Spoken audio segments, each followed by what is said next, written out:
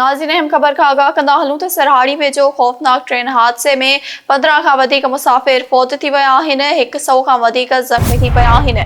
नाज़रीन, हिकु भेरो ॿीहर ॿुधाईंदा हलूं त सरहाड़ी वेझो खौफ़नाक ट्रेन हादसो पेश आयो आहे, जंहिंमें 15 खां वधीक मुसाफ़िर फ़ौत थिया आहिनि ऐं 100 खां वधीक ज़ख़्मी थी पिया आहिनि। हादसो उन वक़्तु पेश आयो जॾहिं कराची खां रावलपिंडी वेंदड़ हज़ारा एक्सप्रेस जूं 10 बोगियूं पटड़ीअ तां लही वयूं।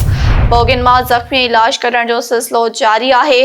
फ़ौतनि ऐं ज़ख़्मियुनि में औरतूं ऐं ॿार बि शामिल आहिनि।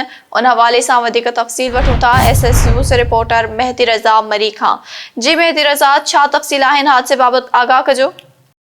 जी बिल्कुल, मां तव्हांखे ॿुधाईंदो हलां त सरहाड़ी भरिसां कराची खां ईंदड़ हज़ारा एक्सप्रेस सरगोदा वञी रही हुई त सरहाड़ी भरिसां इंजण खां जेके 8 बोगियूं आहिनि उन जा पटड़ी तां लही वियूं, जंहिंमें तक़रीबन 30 माण्हू ज़ख़्मी थिया आहिनि ऐं 10 फ़ौत थी चुका आहिनि ऐं कुझु माण्हू अञा उन जेके बोगियुनि में अंदरि फाथल आहिनि ऐं रेस्क्यू ऑपरेशन हलंदड़ आहे। इंतिज़ामिया पारां मिशनूं घुराए बोगियुनि खे मथे करे ऐं ज़ख़्मियुनि खे कढी नवाब शाह अस्पताल मुंतक़िल कयो पियो वञे ऐं एमरजेंसी पिणु लागू थियल आहे। जी।